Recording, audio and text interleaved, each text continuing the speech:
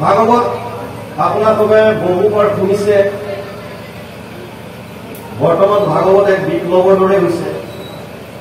অসমৰ চুকে কোণে ভাগৱতৰ অনুষ্ঠানে হৈছে বেছিকৈ। ক'ৰবাত যদি অবিৰত ভাগৱত পাঠ, ক'ৰবাত অখণ্ড ভাগৱত পাঠ, ক'ৰবাত ভাগৱত পাঠ আৰু পৰ্যালোচনা, পাঠ আৰু ব্যাখ্যা। চাবলৈ গ'লে প্ৰত্যেক গাঁৱত বছৰত একেবাৰে কম হ'লেও এবাৰ ভাগৱতৰ অনুষ্ঠান হয়। আৰু তাৰ উপৰিও সুকীয়াকৈ আমি বহুতে ব্যক্তিগতভাৱে এবাৰ হ'লেও ভাগৱতৰ অনুষ্ঠান কৰিবলৈ চেষ্টা কৰোঁ বা কৰি আহিছোঁ।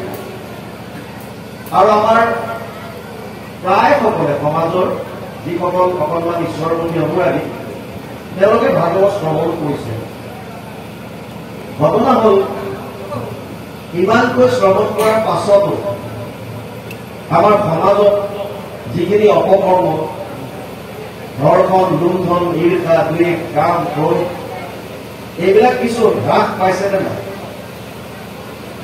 ইমান শ্ৰৱণ কৰাৰ পাছত, কাৰণ ভাগৱত এনেকুৱা এখন গ্ৰন্থ যিখন গ্ৰন্থৰ বিষয়ে ব্যাসদেৱে পদ্মপুৰাণৰ উত্তৰখণ্ডৰ ভাগৱত মহাত্ম্যত প্ৰথম অধ্যায় 12 নম্বৰ শ্লোকত লিখিছে, এতদস্মাৎ পৰম কিঞ্চিত মনঃশুদ্ধেন বিদ্যতে জন্মান্তৰে ভবেৎ পুণ্যম তদা ভাগৱতম লভেৎ। ভাগৱততকে শ্ৰেষ্ঠ গ্ৰন্থ ভাৱ শুদ্ধিকৰণৰ কাৰণে আন একো নাই। কিন্তু বহুত জন্মৰ পৈতৰ ফলতে মানুহে ভাগৱত শ্ৰৱণ কৰিবলৈ পায়। এতিয়া ঘটনা হ'ল, ভাগৱত যদি শুনাৰ পাছত আমাৰ মনৰ ভাৱ শুদ্ধ হয়, তেতিয়াহ'লে সমাজত এইবিলাক হ'ব নালাগিছিল। আমাৰ মনলৈ ভাৱ আহিব যে হয়তো সেইসকলে কৰিছে যিসকলে ভাগৱত শ্ৰৱণ কৰা নাই। কিন্তু আপোনালোকে নিজৰ নিজৰ যদি অন্তৰলৈ সোমাই চাই, এবাৰ যদি নিজৰ ভিতৰলৈ সোমাই যদি আমি চাওঁ, দেখিম যে আমাৰো মনবিলাক মধুকতা, কপটতা, মলিনতাৰে এতিয়াও ভৰি আছে। তাৰমানে যদিও আমি ভাগৱত শ্ৰৱণ কৰিছো, যদিও বাৰে বাৰে ভাগৱত শুনিছো, তথাপিও এতিয়াও আমাৰ যে মনৰ ভাৱবিলাক আমি যেনেকৈ শুদ্ধ কৰিব লাগিছিল তেনেকৈ কৰিব পৰা নাই।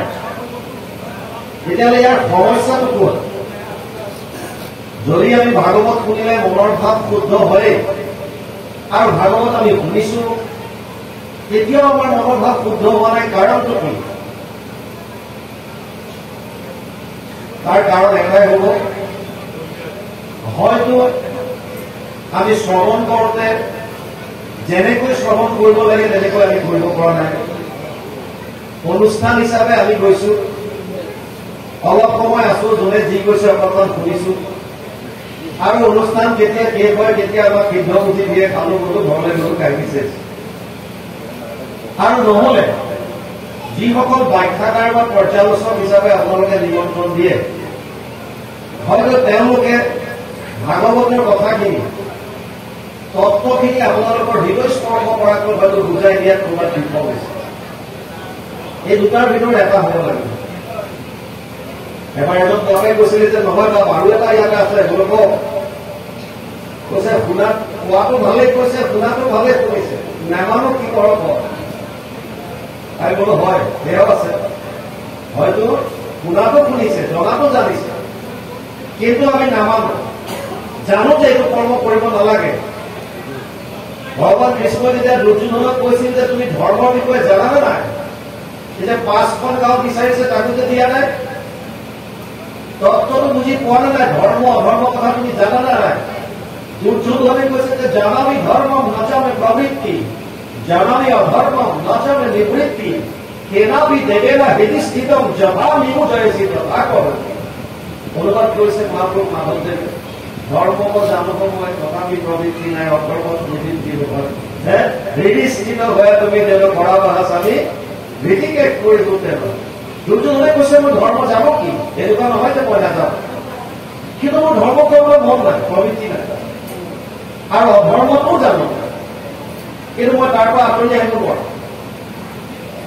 আৰু চান্সটো হৈছে ভগৱানে তেনেকুৱা কৰাই আছে, কৰি আছে। বুজা নাই যে বেয়া কৰ্মখিনিয়ে ভগৱানে কৰা সুবিধাটো সেইটো লয় এক্সকিউজেছ মইনো কৰো বুলি কি আৰু ভগৱানে কৰাই আছে কৰি আছো বুজি পাইছে গতিকে আমি ভাগৱত যদি শুনো জাষ্ট অনুষ্ঠান হিচাপে নহয় ভাগৱত যিখন শুনে সন্তোষ মনে শুনক আৰু চেষ্টা কৰক সংকল্প এটা লওক যে আজি যদি ভাগৱতৰ পৰা এনেকুৱা কিবা যদি কথা মই পাওঁ ইয়াৰ এটা কথা হলেও মোৰ জীৱনত মই আনিবলৈ চেষ্টা কৰিম এই সংকল্প লৈ য'তে যাওঁ ভাগৱত শুনিবলৈ এটা মনত সংকল্প ললো যদি আজি মই কিবা এটা পাওঁ ভাগৱতত এনেকুৱা যিটো মই ল'ব পাৰিম আচৰণত আনিব পাৰো আৰু সেইটো মই আনিম তেতিয়া আপুনি চাব আপুনি পৰম আনন্দৰ ফালে আগবাঢ়ি গৈ আছে কোনো ৰাখিব নোৱাৰে আপোনাক আটাইতকৈ ডাঙৰ কথা হৈছে কোনোবা এখন গ্ৰন্থ যেতিয়ালৈকে তাৰ মহাত্মটো আমি গম নাপাওঁ তেতিয়ালৈকে গ্ৰন্থখনৰ প্ৰতি আমাৰ শ্ৰদ্ধা নাহে আৰু যদি শ্ৰদ্ধা নাথাকে তেতিয়াহ'লে তাৰ বস্তুখিনিয়ে কথাখিনিয়ে আমাৰ ওপৰত ক্ৰিয়া কৰিব নোৱাৰে শ্ৰদ্ধাৱান লব্ধতে জ্ঞানম তৎপৰে স্বামী ইয়াতেন্দ্ৰিয় জ্ঞানম লব্ধ পৰম শান্তি অচিৰেণ অধিগচ্ছতি ৪ৰ্থ অধ্যায় ৩৯ নম্বৰ শ্লোক গীতাত কৈছে শ্ৰদ্ধাৱান লব্ধতে জ্ঞানম যিজন শ্ৰদ্ধাৱান শ্ৰদ্ধা যিটো বস্তুত আপোনাৰ বিশ্বাস আছে যিখনৰ প্ৰতি আপোনাৰ শ্ৰদ্ধা ভাৱ আছে সেইখনৰ কথা যদি আপোনাৰ গ্ৰন্থখনৰ প্ৰতি শ্ৰদ্ধা আহে তেতিয়া তাৰ কথাখিনি আপুনি হাৰে হিমজিও মানিবলৈ চাব আপুনি বহুতৰ কথা উপদেশ যেতিয়া দিয়ে চবৰ কথা নামানে কিয় বহুতে উপদেশ দিয়ে চবৰ কথা আমি নুশুনো কাৰণটো কি ইভেন যুধিষ্ঠিৰক ভগৱান কৃষ্ণই উপদেশ দিয়া নাই দিয়াইছে কাৰ হৃদয় ভীষ্মৰ হৃদয় কাৰণ ভগৱান কৃষ্ণই জানে যে মই যদি যুধিষ্ঠিৰক এতিয়া উপদেশ দিবলৈ যাওঁ বা গীতাৰ জ্ঞান যদি দিবলৈ যাওঁ তেতিয়াহ'লে তেওঁ এইখিনি কথা হৃদয়ংগম কৰি আচৰণত নানিব কাৰণ তেওঁ ভাবিছে যে এই যুদ্ধখনৰ গোটেই কালপিতটো মই চব কৃষ্ণহে কৰিলে গতিকে যুধিষ্ঠিৰে কি কৰিছে ভীষ্মৰ হৃদয় দিয়েছে যাৰ প্ৰতি শ্ৰদ্ধা আছে এতিয়া আপোনালোকৰ যিখন গ্ৰন্থৰ প্ৰতি শ্ৰদ্ধা ভাৱে নাই তেতিয়াহ'লে জাষ্ট এখন গ্ৰন্থৰ দৰে শুনিব লাগে শুনিছে আৰু গুচি গৈছে হয়তো আপোনালোকে ভাবিব পাৰে যে মহাত্মা জানিটো লাভ কি হ'ব মহাত্মা জানি আমাৰ কি লাভ মই আপোনালোকক এটা উদাহৰণ দিছো আপোনালোকে শুনক এখন ট্ৰেইনত এটা পৰিয়ালে যাত্ৰা কৰিছে গিৰিয়েক ঘৈণীয়েক আৰু ল'ৰা ছোৱালী দুটা AC 2 টায়াৰ ৰিজাৰ্ভেশ্যন AC 2 টায়াৰত কম্পাৰ্টমেণ্টত এফালে দুটা বাৰ্ড আৰু এফালে দুটা চাইডৰ কেইটা বাদ দি আৰু তাত পৰ্দা থাকে ধুনীয়া তেওঁলোকে 4টা চিট ৰিজাৰ্ভ কৰিছে যে আমাৰ এটা স্বভাৱ থাকে যদি আমি আগতে টিকেটটো আমাৰ কনফাৰ্ম হয় তেতিয়া আমি ভাবো যে আমাৰ চিটত যাতে বেলেগে আহি ডিষ্টাৰ্ব নকৰক আমনি নকৰক এইটো আমাৰ স্বভাৱ আৰু একৰ্ডিংলি মাক বাপেকে কি কৰিছে ওপৰৰকেইটা চিটত বাৰ্ডত বেগকেইটা পাতলকে মেলি দিছে এফালে মাক বহিছে এফালে বাপেক আৰু ল'ৰা ছোৱালী দুটাক দীঘলকৈ শুৱাই দিছে কলাত মূৰ বহিছে তহঁতে ভৰিকেইটা মেলি শুই থাক কিয় যাতে বেলেগ মানুহ ইয়াত নবহে বেলেগ মানুহ যাতে আহি তেওঁলোকৰ চিটত নবহে সেইকাৰণে এফালে মাক এফালে বাপেক আৰু ল'ৰা ছোৱালী দুটাক দীঘলকৈ ভৰি পেলাই শুৱাই দিছে ট্ৰেইন চলাৰ ঠিক আগ মুহূৰ্তত তালৈ এজন ভদ্ৰপুৰুষ আহিছে হাতত এটা ব্ৰিফকেছ লৈ আৰু সৰু ল'ৰাটো 7 বছৰমান বয়স তাক কৈছে পায় অকণমান ভৰিটো পোচাই দিয়া মই ইয়াতে বহো মাক বাপেক দুইটা একেলগে ভৰি মেলো তাৰমানে এইটো বুজাই দিছে যে তুমি ইয়াত বহিব নালাগে মানুহজন ভদ্ৰ গতিকে ৰেলিঙত ধৰিছে হাতত ব্ৰিফকেছটো লৈছে থিয় হৈ আছে এই সৰু ল'ৰাটোৱে যাত্ৰা যিহেতু কৰিব গতিকে চিপছৰ পেকেট কেইটামান কিনি লৈছে যে মই ট্ৰেইনত উঠি পেলাই চিপছ খাম সেইটো সৰু ল'ৰা ছোৱালী আছে এতিয়া ঘটনা হ'ল তাক সৰুৰে পৰা মাক বাপেকে কয় যে শুই শুই খাবলৈ পায় এতিয়া তাক দিলে শুৱাই আৰু এটা লাগিছে এতিয়া শুৱাই থলে এতিয়া সি খাবলৈ মন গৈ আছে কিন্তু মাক বাপেকে আগতে কৈছে শুই শুই খাব নাপায় আমাৰ সমাজত কিছুমান কথা থাকে যিবিলাক নাপায় কয় এইটো কৰিব নাপায় এইটো কৰিব নাপায় নাপায়বিলাকৰ যিবিলাক বিজ্ঞানসন্মত বা লজিক আছে, কাৰণ আছে, সেইবিলাক মানক, যিবিলাকত নাই সেইবিলাক অন্ধবিশ্বাস বুলি হেৰি দিওঁ। মই উদাহৰণ দুইটাৰে দিওঁ। এটা হৈছে আমি সাধাৰণতে গাড়ী চলাই ঘূৰি ফুৰোঁ অসমৰ ইমূৰৰ পৰা সিমূৰলৈ। কেতিয়াবা দেখো আমাৰ আগত বেলেগ গাড়ী থাকিলে তেওঁলোকৰ আগে যদি মেকুৰী পাৰ হৈ যায়, গাড়ীখন তেওঁলোকে ৰখাই দিয়ে, ৰখাই কিবা পুৰণ চিন মাৰে, মাৰি ধুই ধা ধা কিবা কিবি কৰে, আৰু নহলে চিচা খুলি পেলাই আমাক অকমান ইংগি দিয়ে যে আগবাঢ়া। মানে তেওঁলোকৰ মতে যাত্ৰা ভংগ হ'ল। কিয়? মেকুৰীয়ে ৰাস্তা কাটিলে। আমাৰ গুৰুজনাই কীৰ্তনত লিখিছে, সমস্ত ভূতব্যাপী আছো মই হৰি, সবাকো মানিবা তুমি বিষ্ণু বুদ্ধি কৰি। যদি সকলোতে বিষ্ণু আছে তেতিয়াহ'লে মেকুৰীটো গাত আছে নাই? আৰু আপোনাৰ যাত্ৰাত যদি আপুনি মেকুৰীটো দৰ্শন পালে, আপোনাৰ দৃষ্টিকোণ যদি সঠিক হয়, তেতিয়াহ'লেতো আপুনি ভগৱানৰহে দৰ্শন পালে। আপোনাৰ যাত্ৰা অমংগল হ'ব নে মংগল হ'ব? আপুনি মংগল হ'ব, আপুনি ভগৱানৰ দৰ্শন পালে। কিন্তু আমাৰ এটা বিশ্বাস, কোনোবাই কয় যে মেকুৰী পাৰ হৈ গ'লে যাত্ৰা ভংগ। এইটো সম্পূৰ্ণ বিশ্বাস, যুক্তিহীন, অৰ্থহীন। ইভেন গুৰুজনাই ইয়ালৈকে কৈছে, কুকুৰৰ শ্ৰীগালৰ বৰ্তৰ ঘৰৰ আত্মা ৰাম জানিয়া সবাকো কৰি কৰিবা প্ৰণাম। সমস্ত জীৱত ভগৱান বিৰাজমান হৈ আছে, কিন্তু শুই শুই খাব নাপায়। ইয়াৰ বিজ্ঞানসন্মত কাৰণ আছে। কাৰণ আমাৰ এই শ্বাসনলী আৰু খাদ্যনলী দুডাল এনেকৈ আছে, লগালগি হৈ আছে। সেইকাৰণে কেতিয়াবা আমি বিৰাট খৰধৰকৈ যদি ভোজন কৰোঁ, তাৰ অকণমানো যদি শ্বাসনলীৰে সোমাই যায়, তেতিয়া আমাৰ চৰচৰণি আহে বা আমি কাঢ়ি দিওঁ, মানে নেচাৰেলি এইটো উলিয়াই দিব বিচাৰে।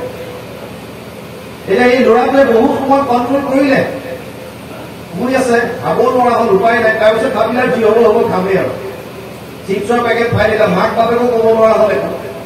সেইকাৰণে সি শুই শুই খাবলৈ ধৰিলে। আৰু শুই খাওঁতে য'তে বাঘৰ হয় তাতে ৰাতি হয় বুলি কয় নহয়। সি শুই শুই খাওঁতে তাৰ টুকুৰা এটা শ্বাসনলী ফালে গ'ল। যোৱাৰ লগে লগে চৰচৰণি আহিলে, কাহ আহিলে। ল'ৰাটো হাঁপানী বেমাৰ যিটো কয়, এজমেটিক ট্ৰাবল, সেই বেমাৰটো আছিল। তাৰ যেতিয়া কাহ আহিবলৈ ধৰিলে, চৰচৰণি আহিবলৈ ধৰিলে, তাৰপিছত তাৰ ঘেৰঘেৰণি আৰম্ভ হৈ গ'ল। ই উশাহ ল'ব নোৱাৰা হৈছে। ক'ত জোৰ কৰি উশাহ লৈছে, কিন্তু ঘেৰ আছে তিনি। আৰু উশাহ ল'ব নোৱাৰাৰ কাৰণে সি তাৰ টেম্পাৰেচাৰ বাঢ়ি গ'ল, গোটেই ঘামি জামি লোৱাৰ অৱস্থা নাই। এতিয়া ট্ৰেইনখন দ্ৰুতগতিত গৈ থকাৰ কাৰণে মাক বাপেকৰ একো উপায় নাইকিয়া হ'ল। কি কৰিব এতিয়া ল'ৰাটো? এই মানুহজনে চব চাই আছে।